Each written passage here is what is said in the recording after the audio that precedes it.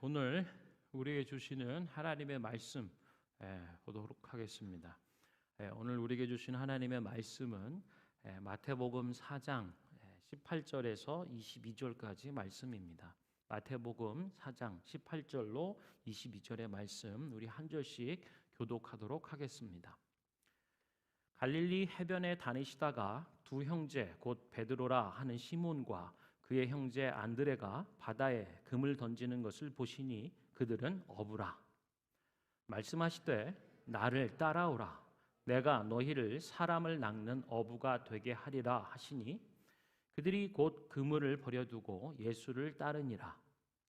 거기서 더 가시다가 다른 두 형제 곧 세베대의 아들 야고보와 그의 형제 요한이 그의 아버지 세베대와 함께 배에서 금을 깁는 것을 보시고 부르시니, 함께 읽겠습니다. 그들이 곧 배와 아버지를 버려두고 예수를 따르니라. 아멘. 오늘 나누는 말씀의 제목은 제자를 부르시는 예수님입니다. 우리 한번 따라해 볼까요? 제자를 부르시는 예수님. 아멘. 예수님께서는 제자를 부르세요. 부른다라고 할 때는 선택의 의미가 있죠. 예수님께서 사람을 선택하고 부르시는 일들입니다. 그것이 오늘 본문의 말씀이에요. 여러분, 사람을 부른다, 선택한다라고 할 때요, 우리 여러분들 아마 생일 때 친구들 이렇게 초대하는, 그리고 특별히 여기 보면 어린 자녀들 우리 이렇게 생일 때 초대하는데 누구는 초대하고 누구는 하지 않고 뭐 이런 거 있잖아요. 아이들을 보면 나름대로 자기 기준이 있어요. 기준이 있는 걸 보죠. 얘는 A라는 브랜드는 친해. 그러니까 초대하면 좋을 것 같아. 얘는 조금 안 친해. 그리고 지난번 나랑 싸웠어. 뭐 이러면 선택하지 않는 거죠. 뭐 이런 저런 부분에 나름의 기준들을 가지고 있어요. 생일 파티에 초대하는 친구 부분은 뭐 그럴 수 있고요. 또 다른 경우는 어떨까요? 병원에 가야 되는 일이 발생했어요. 일하다가 불의의 사고로 좀 다치는 경우들이 있을 수 있어요.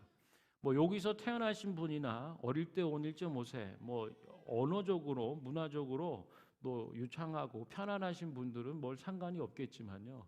오신 지 얼마 되시지 않거나 또 언어적으로 특별히 이 언어적으로 영어가 조금 불편하거나 의사소통이 좀 모자란다라고 생각되시는 분들한테는 굉장히 큰 일이죠. 가서 좀 정확하게 뭐 요즘 번역기도 잘 돼 있고 뭐 번역도 준비해서 가면 되긴 하지만요. 또 모르는 일들이나 얘기해야 될 부분이 발생할 경우들을 생각해 보면요. 누구를 좀 대동해서 같이 가면 좋겠다라는 생각을 하게 되는 거죠. 누구를 선택할 것인가? 그때는 뭐 나하고 친한 거, 물론 친하기도 해야겠지만요. 뭐 나하고 어땠어, 뭐 싸웠어, 뭐 이런 거보다는요. 영어나 언어, 문화를 잘 아는 사람이 선택의 기준이 되겠습니다. 여러분, 예수님은 하나님의 나라의 일들을 이루시기 위해서 사람을 초대하시죠. 선택하고 부르십니다. 어떤 기준으로 선택을 할까요? 오늘 부분들을 본문의 말씀들을 이제 보면서 몇 가지 중요한 사항들을 좀 함께 생각해 보려고 하는데요. 먼저는 좀 이런 거예요. 여러분, 여태까지 우리가 마태복음 1장에서부터 4장 지금까지 오면서 예수님이 누구신지, 그 예수님이 어떤 삶과 사역을 사시는지 그 행적을 쫓아서 추적해 보고 있는 거죠. 자, 오늘의 말씀, 예수님께서 사람을 부르는 이 말씀을 나누기 전에 조금 한번 더 의미를 보려고 해요. 예수님이 제자를 부른다. 무슨 의미일까요? 예수님이 사람을 선택해서 당신의 일꾼으로 부르시는 이것이 얼마나 중요한 일인가에 대한 것을 먼저 공유하기를 원합니다. 이것을 위해서 생각해 보면 우리는 이런 질문을 하죠. 하나님의 가장 큰 관심사는 뭘까? 누구에 대해서 관심을 기울일까? 혹은 어떤 일에 대해서 열심을 가지실까? 하나님의 가장 큰 관심사는요, 죄인을 구원하는 일입니다. 죄인을 구원하시는 일, 이것이 하나님의 가장 큰 관심사예요. 그렇기 때문에 하나님은 잃어버린 영혼, 버려진 영혼 혹은 타락한 영혼들에게 관심을 기울이세요. 관심을 기울이는데 그것도 보통 관심이 아니라 아주 특별한 관심과 지대한 열심을 갖고 계시는 것을 봐요. 누구에게요? 잃어버린 자들, 버려진 것 같은 사람, 혹은 타락한 영혼이라 하는 사람들에게. 그리고요, 이 일을 위하여 하나님께서는 그 아들 예수 그리스도를 세상에 보내시고 십자가에 달려 죽게 하십니다. 하나님의 관심은요, 여기에 있어요. 그리고요, 우리가 동일하게 발견하게 되는 예수님의 관심. 예수님께서는요, 가르치시고 천국 복음을 전파하시고 병든 사람들 그리고 모든 약한 것들을 고쳐 주십니다. 그리고 그 이유 역시도 바로 이 일 때문이었죠. 십자가에 못 박히고 부활하신 것도 바로 이 일 때문이었습니다. 구름 타고 다시 오실 것을 약속하신 것도 바로 이 일 때문이었죠. 그것을 잘 보여주는 비유가 누가복음 15장입니다. 누가복음 15장에 보면 세 가지 비유가 나오는데요. 첫 번째는 100마리의 양 100마리를 가지고 있는 주인이 한 마리를 잃어버려요. 잃어버린 양 한 마리를 찾는 주인의 열심을 얘기해 줍니다. 그리고 그 양을 찾을 때까지 찾는 열심을 가지고 찾았을 때 그 주인이 그 양을 들쳐매고는 너무나 기뻐하는 거죠. 그리고 친구를 불러 파티 잔치를 하는 거예요. 내 잃어버린 양을 찾았으니 우리 함께 기뻐하자. 두 번째 비유는요, 10드라크마를 가진 여인인데 그 가운데 한 드라크마를 잃어버려요.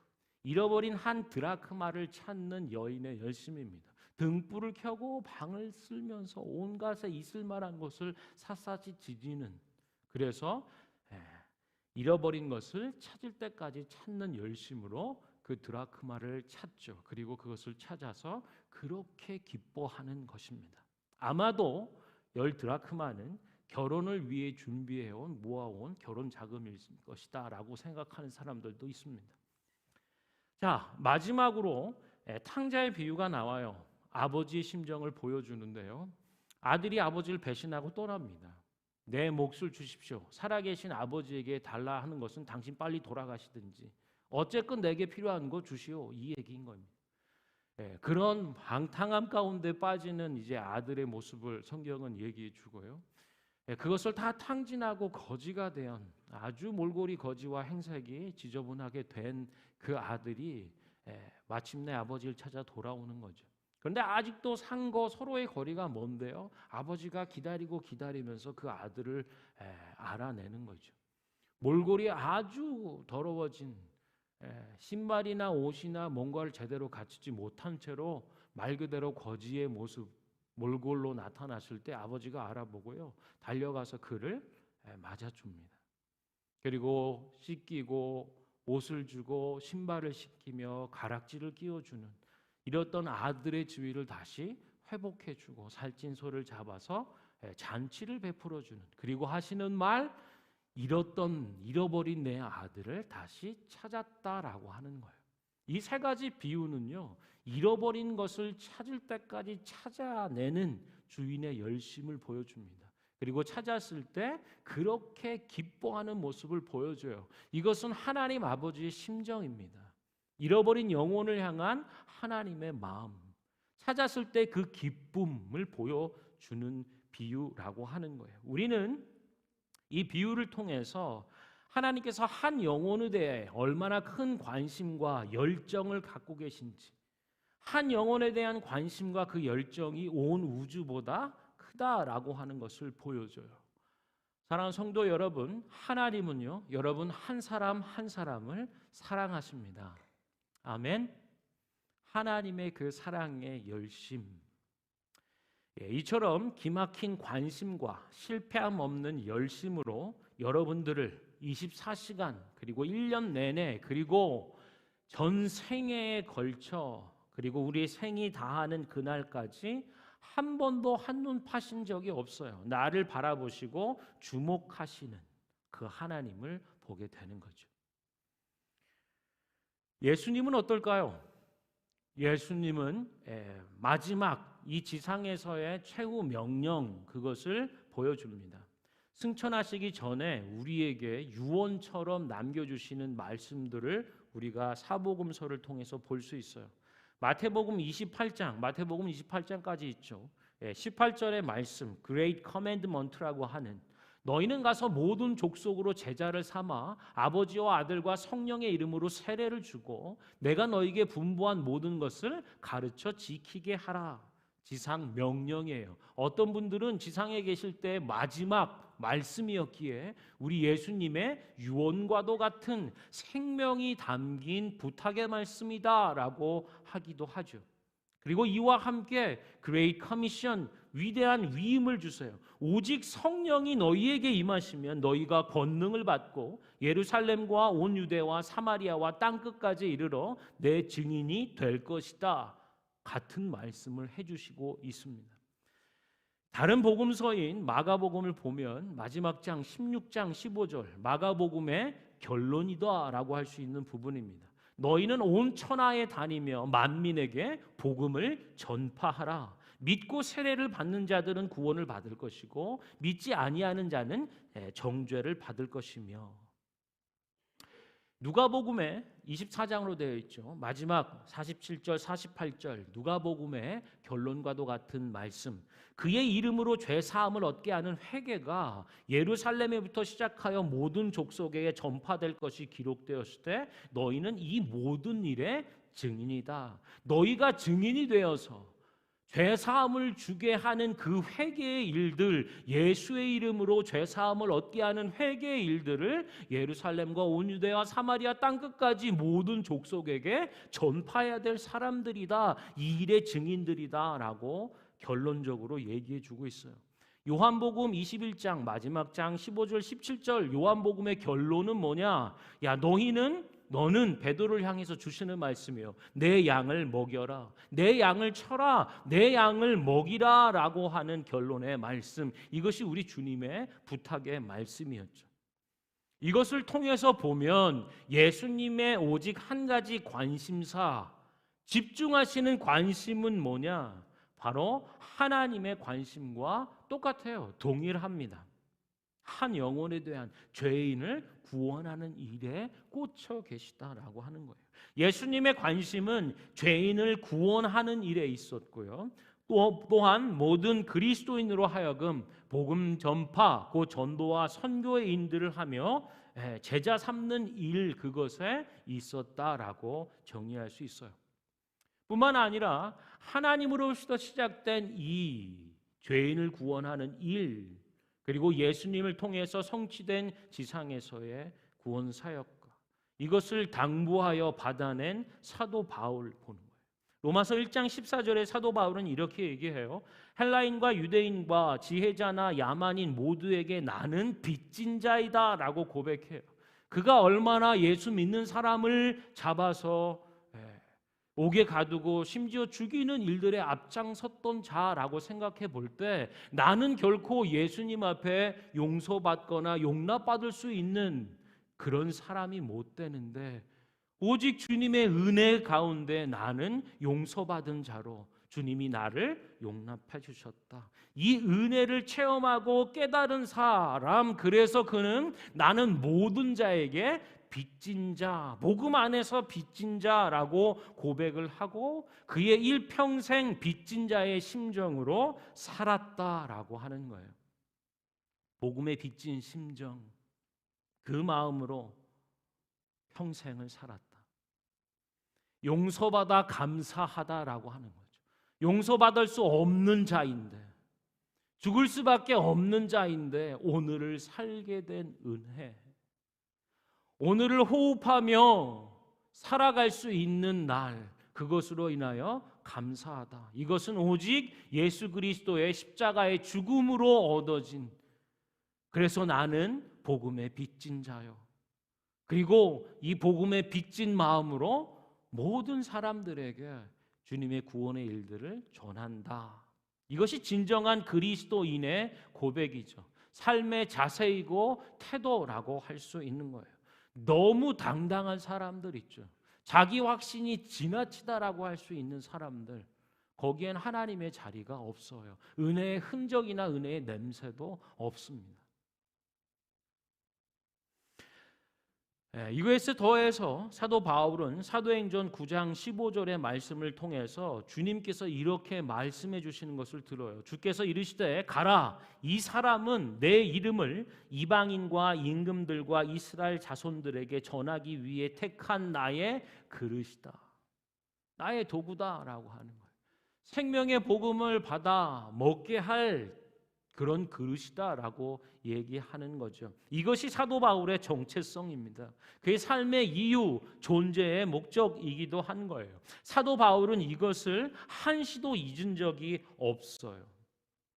자, 하나님 아버지부터 흘러나온 잃어버린 자를 향한, 죄인들을 구원하는 이 일들이 예수를 통하여 우리 속에 이루어지고, 그 마음을 가진 복음의 빚진 자로서 고백하며 그 길을 쫓는 사도 바울을 볼 때에, 그러므로 복음 전파 곧 전도와 선교의 일들은 주님의 명령일 뿐 아니라 신약 성경의 절대적인 관심사이다라고 하는 것을 고백하게 되는 거죠. 자, 이제 다시 돌아와서요, 우리가 읽은 마태복음 4장의 말씀, 예수께서 제자 삼는 일들, 이것으로 돌아보죠. 전도와 선교, 구약과 신약 성경의 절대적 관심사인데, 이 일을 이루기 위해 그리스도 예수께서는 어떤 일을 하셨나 하는 거예요. 하나님의 구원의 일들을 이루기 위하여 예수님이 하신 첫 번째 일은 무엇인가라고 하는 거죠. 우리가 연속 설교 곧 마태복음 1장부터 28장까지를 가면서 예수님의 행적, 그 삶의 사역의 궤적을 짚어보는 것은 대단한 의미가 있죠. 우리에게 어떻게, 무슨 삶을 어떻게 살아야 되는지를 보여주기 때문입니다. 여러분, 인생 가운데 중대한 일들 앞에 서 계시다면, 이런 중차대한 막중한 임무와 사명 앞에 서 있는 시점이라면, 그리고 그것을 위한 첫 발을 설계하며 떼야 되는 그 시점이라면, 우리 주님의 삶은 굉장한 은혜죠. 모범이죠. 저는 예수님이 선택하신 첫 번째 이 걸음, 첫 번째 이 사역, 이것이 우리의 삶에 적용되기를 예수님의 이름으로 축원합니다. 자, 예수님은 이 일을 이루시기 위하여 어떻게 시작하셨나? 일하시지 않으셨어요. 오늘 말씀에 보니, 18절에 보니 갈릴리 해변에 두루 다니셨다라고 하는 거예요. 뭔가 바삐 일을 시작하시지 않고 갈릴리 해변을 두루 다니셨다라고 말씀하시는 거죠. 왜 그러셨을까요? 해변을 두루 다니는 것은 바닷가를 좋아하셨기 때문일까요? 사람을 찾기 위함이죠. 일을 시작하기 전에 예수님께서는, 우리 주님께서는 사람을 선택하셨다라고 하는 거예요. 예수님의 첫 번째 구체적인 사역, 이 위에 지난주 말씀까지 세례, 침례를 받으시고 성령에 이끌려 광야에서 사탄에게 시험을 받으시는, 말씀으로 친히 그것들을 이겨 승리하심을 보여주시는 모범, 그리고 빛 대신 주님이 회개하라 천국이 가까웠다라고 말씀하죠. 죄인들을 향한 구원의 손길을 내미시는 이 첫 번째 순간, 공생애의 시작이 되는 이 지점에서 예수님은 사람을 선택하고 훈련하셨다라고 하는 거예요. 단순하게 얘기해 보면 십자가를 지시는 일과 부활하신 그 일, 그분의 공생의 3년이라는 시간 안에 세상의 복음, 세계 복음화, 죄인들을 구원하시는 일들을 위해 이 3년 내 시간 안에 주어진 이 타임 스퀘어가 아니고 이 프레임 안에서 첫 번째 일이 사람을 선택하고 훈련하는 일이었다라고 하는 거예요. 그래서 예수님은 사람을 선택하시고 특별히 거듭난 헌신된 사람을 찾으세요. 12명의 사람, 그것이 전부입니다. 3년 내 행하신 일이라곤 십자가의 일과 12명의 소수의 사람을 남기신 일이 전부예요. 세상 복음화를 위해서 예수님의 전략은 소수의 사람이었고요. 그 가운데 명확한 기준은 거듭난 헌신된 사람이었습니다. 할렐루야. 생일 파티에 초대하는 기준, 병원에 갈 때 도움을 청하는 사람에 대한 기준, 뭐 이런 차원이 아니고요. 하나님의 지대한 관심, 세상을 지으시고 창조하고 다스리시는 하나님의 그 심정을 드러내는 이 중차대한 사역의 첫 번째 일은, 그리고 가장 중요한 일은 사람 선택이었어요. 자꾸 반복해서 드리는 이유는 이게 제일 중요하기 때문입니다. 계속 여기에 머물러 있는 이유는 예수님 우리 주님께서 행하신 그 첫 번째 죄인들을 구원하시는 하나님의 이 복된 복음의 사역에 중요한 건 바로 당신이란 얘기예요. 여러분, 우리 한 사람 한 사람이 예수님의 대안이다라고 하는 거죠. 우리 앞에 옆에 계신 분들한테 한번 얘기해 주세요. 예수님은 당신을 선택하십니다. 예수님은 여러분, 저와 여러분, 우리를 선택하신다고요. 어떤 기준, 무엇으로 할까요? 그거는 이따 좀 보고요. 오늘 갈릴리 해변을 다니시면서 예수님께서 두 형제, 곧 베드로라 하는 시몬과 그의 형제 안드레를 보시고 그들을 부르세요. 예수님이 지금 갈릴리 해변을 다니시다가 두 형제 베드로와 안드레를 봤을 때 그들은 바다에 그물 던지는 일을 하고 있었습니다. 당연히 그들은 어부겠죠. 말씀하시되 나를 따라오너라, 내가 너희를 사람을 낚는 어부가 되게 할 것이다 하시니. 아멘. 여기서 중요한 사실이 있어요, 여러분. 우리가 예수님을 선택한 게 아니고요. 내가 선택한 것이 아니라 예수님이 나를 선택하셨다라고 하는 사실이에요. 예수님이 나를 부르셨다라고 하는 거예요. 여러분, 이게 왜 중요하냐? 당연한 얘기죠. 지금 예수님이 오셔서 베드로와 안드레를 부르셨잖아요. 나를 따라오너라. 선택하여 그의 제자로 부르시고 계시잖아요. 당연한 일인데요. 어떤 우리가 살아가다 보면 이런 생각들이 우리를 사로잡을 때가 있어요. 내가 선택했지. 내가 예수 믿기로 한 거 내가 선택한 일이야. 내가 결정하고 교회에 왔지. 이 교회에 온 것도 내가 선택하고 결정했지라고 생각할 수 있어요. 내가 목회자가 된 거 내가 주님을 위해 살고 싶어서 살기 위해서 선택하고 결정했지라고 생각할 수 있습니다. 그러나 여러분, 사랑하는 성도 여러분, 내가 선택한 것이 아니라 주님이 우리를 부르셨다. 주님이 나를 선택하고 우리를 선택하고 부르셨다라고 하는 건 굉장히 중요해요. 왜냐하면 이게 흔들리거나 약화되거나 뒤바뀌어 버리면 그 주체가 중심이 누구인지가 돼버리면 되게 곤란한 일들이 펼쳐지기 때문입니다. 제가 중학교 때 친구 집에 놀러 갔어요. 뭐 시험 기간이어서 걔네 집에서 자면서 뭐 공부한다고 해서 뭐 과자도 사가고 뭐 이렇게 했는데 그 집에 딱 갔는데요. 아버지 사진이 있더라고요. 그 친구 아버지 사진. 월남전 찬점 용사시래요. 근데 거기에 무슨 사진이 있냐면 물구나무를 선 사진인데요. 그리고 이렇게 환하게 웃는데 한 손 물구나무로 서서 이렇게 웃으시는 사진이에요. 그러면서 그 아버지가 뭐라 그러시냐면 나는 한 손으로 지구를 드는 사람이다. 사진을 뒤바꾸잖아요. 그럼 그렇게 돼 보이는 거죠. 말은 맞지 않나요? 한 손으로 지구를 드는 위대한 사람, 강인한 남자, 맨. 할렐루야. 그런데요, 뭐 좋습니다. 세상을 향해 호기롭게 생각하는. 근데 지나치게 자기 확신이나 주장이 강한 사람. 그 친구는 불행하게도 예수님을 믿는 친구는 아니었어요. 그래서 어찌 보면 그 가정은 불신자 가정이었는데 그 아버지는 자기 확신이 굉장히 강한 사람이었어요. 예수를 믿는 내 주목을 믿는다 뭐 이런 강인한 사람, 맨. 그런데요, 그 아버지가 너무 강인해요. 이런 분들은 어떻게 사시는가 봤더니 다 그런 건 아니겠지만요. 이 내 친구는 정상우라고 하는 친구는 아버지를 그렇게 무서워했어요. 아버지가 무서워도 너무 무서운 거예요.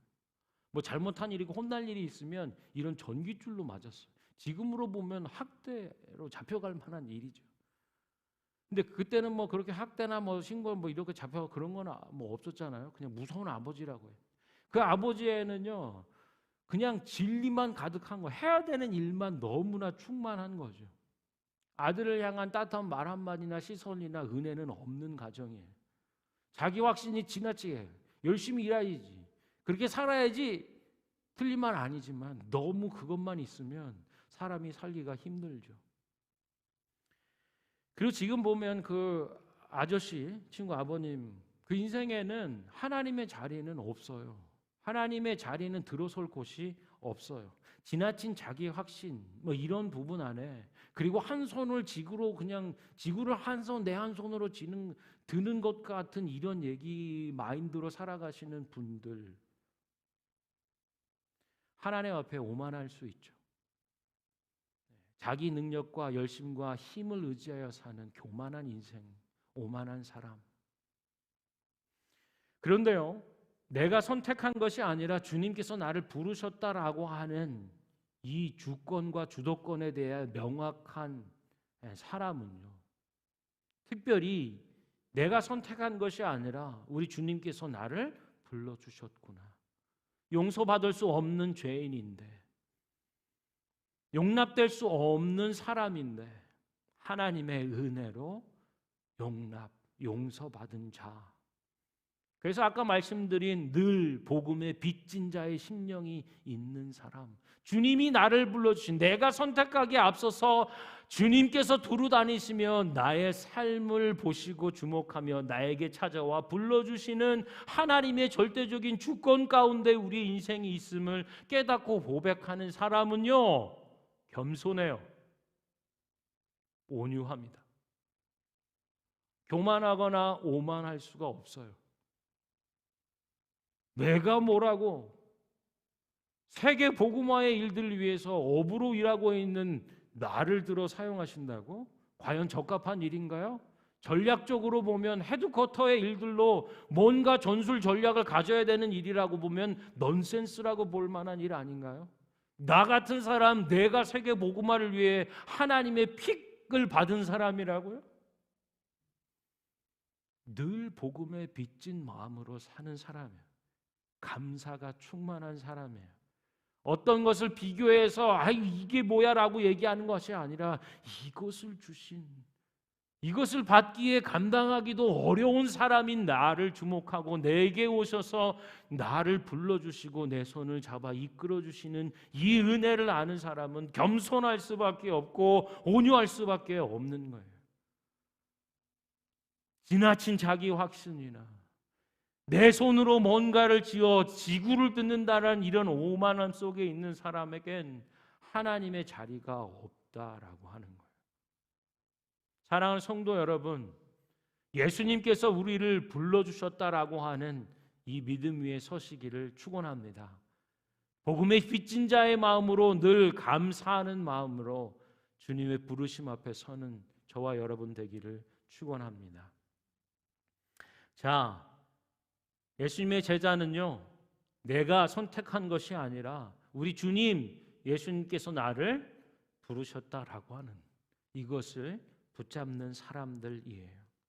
자, 그리고 나서 나를 따라오너라, 내가 너희를 사람 낚는 어부가 되게 할 거야 라고 하실 때 그들이 곧 그물을 버려두고 예수를 따르니라고 하는 거예요. 22절, 그들이 곧 배와 아버지를 버려두고 예수를 따르니라. 주님을 따르는 사람, 그것이 제자입니다. 주님이 부르실 때에 예 주님, 내가 여기 있습니다, 주님을 따르겠습니다 라고 순종하는 그 부르심의 믿음으로 순종으로 응답하는 사람, 그 사람이 제자예요. 주님을 따르겠다라는 것의 의미는 무엇입니까? 그분 손에 내 삶을 의탁하는 거예요. 그분 손에 내 인생을 올려드리고 맡겨드리는 거예요. 그것이 제자됨입니다. 여기서요, 주님을 따르고 내 삶을 의탁하는데요, 버려둔다라고 하는 단어가 나와요.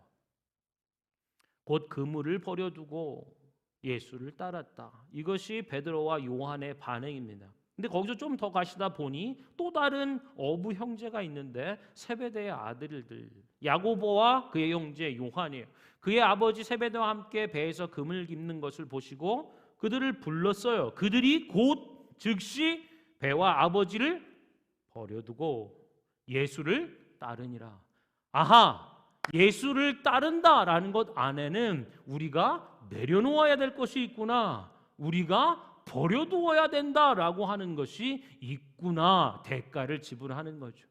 그냥 따라가는 것이 아니에요. 이제까지 가던 삶의 방향에서 이렇게 돌이켜 가야 하기 때문에 버려둬야 할 것, 그러므로 인해서 내려놓고 지불돼야 할 가치들이 있다라고 하는 거예요. 그래서 여러분 그런 말씀 들어보셨죠? 예수를 믿는다는 건 굉장히 위험한 일이다. 이제까지 내가 추구했던 그리고 내가 원했던 것들, 그 방향의 삶을 접어두고 내려놓고 포기하고 이제 주님이 원하시는 그리고 주님이 부르시는 그 삶으로 나아가야 하는 것, 그것이 제자됨이라고 하는 거예요. 여기서 부모와 배를 버려둔다라고 할 때, 그래서 이 본문을 굉장히 부담스러워하고 좀 꺼려하고 좀 더 적극적인 사람은 읽기 싫어하는 사람들이 있어요. 어차피 난 그걸 못해, 안 해, 해당 사항 없는데 나를 자꾸 부담스럽게 하니까 바더링하는 이 본문 싫어. 이 본문이 뭘 얘기해 줄까요? 버린다라고 하는 것, 부모와 배를 버려두고 예수를 쫓는다라고 하는 것은요, 부모 자식 간의 관계를 끊으라는 얘기가 아니에요. 주님은 그러신 분이 아니에요. 십자가 상에서 돌아가실 때 마지막 가상 7원이라고 하는 십자가에서의 7마디 언어를 보면 거기에 육신의 부모인 어머니를 요한에게 부탁하는 얘기가 있어요. 내가 십자가로 이제 떠나가니 남겨진 어머니를 잘 돌보아다오. 그것이 제자 요한에게 부탁하는 말이에요. 이런 걸 보면 부모 자식 간, 예수 믿는 사람은 부모 자식 간의 관계도 없는 겁니까? 그렇지 않죠. 이 얘기는, 이 말씀은, 이 부르심은 뭔가요? 부모와 배를 버려뒀다, 그리고 예수님을 쫓았다는 것은 우선순위의 문제입니다. 제자됨이라고 할 때는 가장 우선된 가치가 무엇이어야 되는지를 선명하게 하라는 거예요. 하나님의 이 일, 죄인을 구원하는 이 일, 예수님의 그 길, 예수님을 쫓아나가는 그 길, 그 일, 그것이 가장 우선순위가 되어야 된다라고 말씀하는 거죠. 당신의 삶에서 가장 우선되는 가치는 무엇이어야 되나요? 다른 본문에 보니, 병행되는 본문에 보니 부모가 돌아가셔서 장사를 지내게 했는데요, 나를 쫓아, 아이고 지금 좀 결혼하기로 돼 있어가지고 결혼해야 되는데요, 그 일 이후에 뭐 어쩌고 신혼집 갔다 오고 어쩌고 저쩌고, 나를 쫓아라. 쟁기를 두고 뒤를 돌아보는 거 합당하지 않아. 우선순위의 문제예요. 우리 인생에 있어서 가장 중요한 가치와 우선적으로 되어져야 되는 것이 무엇인지가 명확한 사람, 그것이 제자라고 하는 거죠. 거기엔 포기나 내려놓음이 반드시 있다라고 하는 것을 말씀해 주는 거예요. 그리고 오늘 보면 베드로와 안드레도 그렇고 야고보와 또 요한도 그렇습니다. 뭐 하고 있었냐면 일하고 있었어요. 일하는 사람이에요. 사랑하는 성도 여러분, 오해 없이 들으시길 바라요. 하나님의 일은 할 일이 없어서 하는 게 아니에요. 할 일이 없는 사람이 하나님 일에 부름받는 게 아닙니다. 자기 일에 열심히 사람이에요. 일하는 사람이에요. 자기 삶에 대해서 최선의 경주와 삶을 드리는 사람, 유능한 사람, 귀한 사람, 자기의 삶에 대해서 열심을 갖는 사람을 주님이 부르시는 거예요. 여러분이 어떤 배에 타고 있던, 얼마만한 규모의 배를 타고 있건, 어떤 속도와 노트를 내는 그런 배에 타고 있진 상관하지 않아요. 어떤 종류의 물고기를 잡고 어떤 영역과 분야에서 일하고 있는지를 상관하지 않아요. 그러나 자신의 주어진 삶에 최선을 다하는 사람, 열심을 가지고 살아내는 사람, 그에게 다가오세요. 그물을 던지는 베드로와 안드레에게, 그물을 깁고 보수하며 다음을 준비하는 야고보와 요한에게 예수님은 찾아오세요. 할 일이 없어서 그냥, 아니요, 하나님 나라 일은 다 하고 그냥 그러고 나서 나머지 것을 드리는 게 아닙니다. 가장 귀한 것을, 최고의 우선된 가치를, 나의 가장 귀한 전부를 드릴 수 있는 것,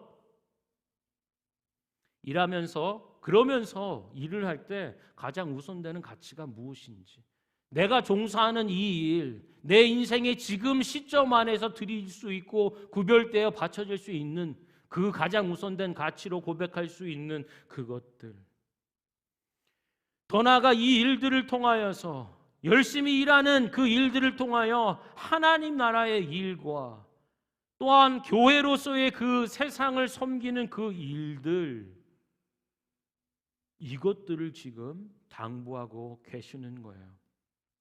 사랑하는 성도 여러분, 우리 말씀을 좀 정리하고 좀 맺으려고 하는데요. 오늘 예수님이 제자를 부르시는데요. 그 부르시는 기준은 헌신된 사람입니다. 교회 안에는 헌신된 사람들이 많아야 돼요. 눈치 보는 사람이 아닙니다. 저 사람은 어떻게 하고 있지? 이 일에 대해서, 주님의 이 부르심에 대해서 저 사람은 하나 안 하나? 나는 그러면 어떡하지? 눈치 보고 재는 사람이 아니에요.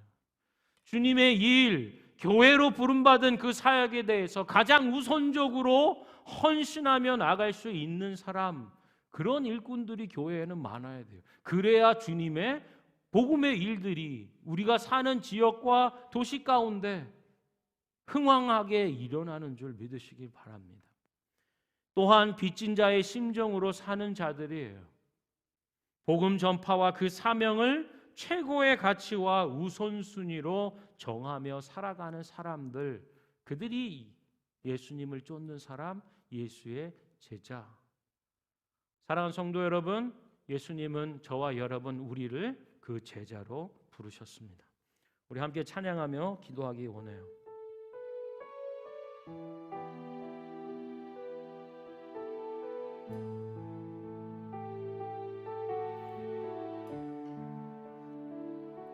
나를 지으신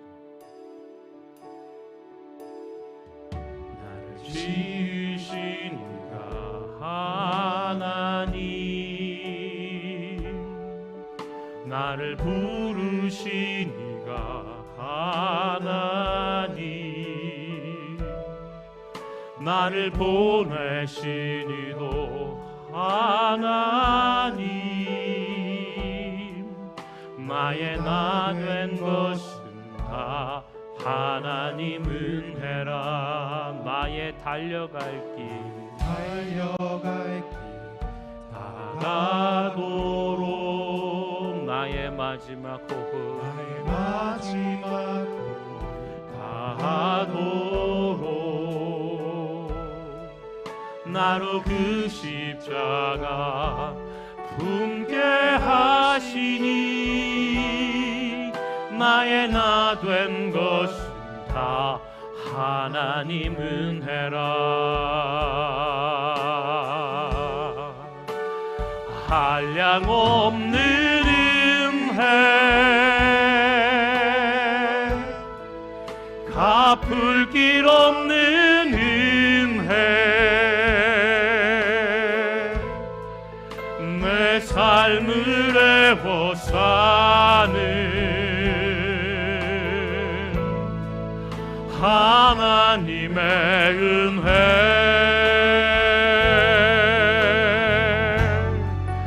나 주저함 없이 이 땅을 밟음도 나를 붙드시는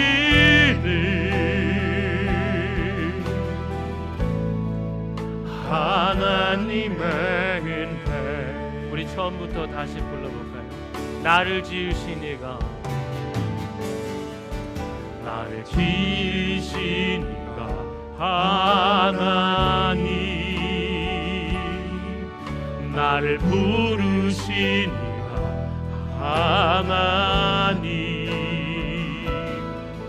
나를 보내신 이도 하나님 나의 나 된 것은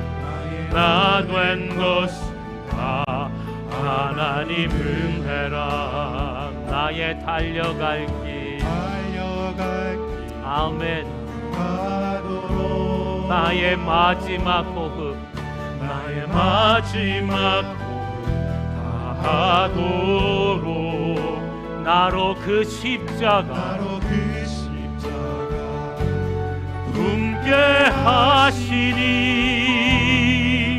나의 나 된 것은 다 하나님 은혜라 한량없는 은혜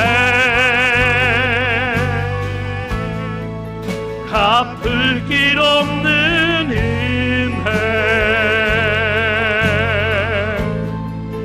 내 삶을 애워싸니 하나님의 은혜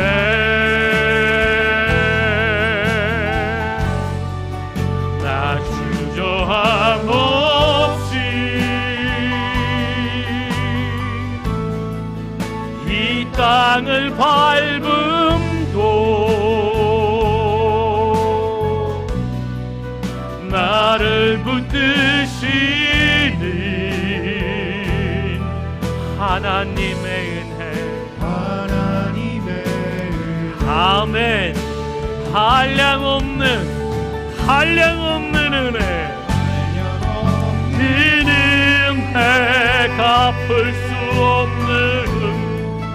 갚을 수 없는 은혜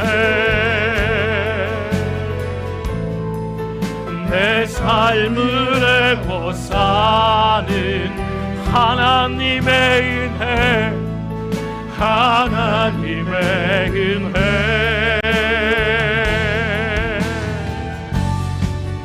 나 주저함 없이 이 땅을 밟음도 나를 붙드시는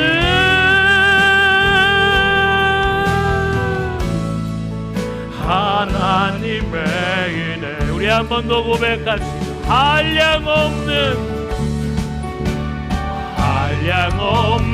은혜 갚을 수 없는 은혜 아멘 내 삶을 애워사는 하나님의 은혜 하나님의 은혜 나 주저함 없이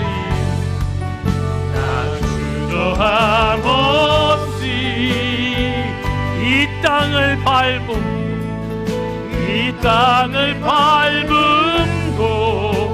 나를 붙드시는